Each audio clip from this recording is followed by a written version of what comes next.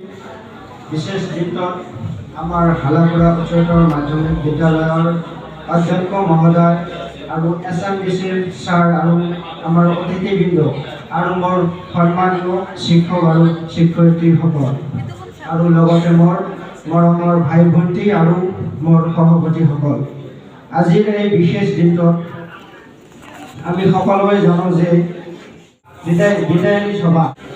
আমি এই বিদ্যালয়খনত যি শিক্ষা পাইছোঁ, আনুষ্ঠানিক শিক্ষা আৰু অনানুষ্ঠানিক শিক্ষা, অনানুষ্ঠানিক শিক্ষা ছাৰসকলে আমাক প্ৰেক্টিকেলতে শিকাইছিল আৰু এই ছাৰসকলে যি আমাক ভাল জ্ঞান দিছে আৰু জীৱনত সফল হ'বলৈ যি আমাক উপদেশ দিছে আমি মানি চলিবলৈ চেষ্টা কৰিম।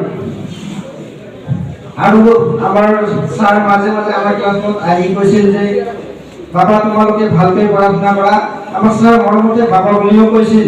প্ৰত্যেকজন ছাৰলৈ আমাৰ বিনম্ৰ প্ৰণাম।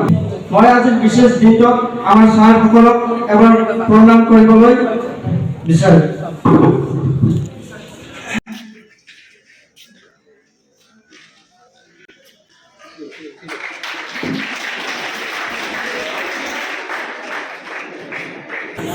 আজিৰ এই বিশেষ দিনটোত আমাৰ ছাৰসকলে যাতে আমাক সকলোকে যেন আশীৰ্বাদ কৰে যে আমাক সকলোৱে যাতে জীৱনত সফল হ'ব পাৰোঁ আৰু ময়ো চেষ্টা কৰিম যে জীৱনত সফল হ'বলৈ।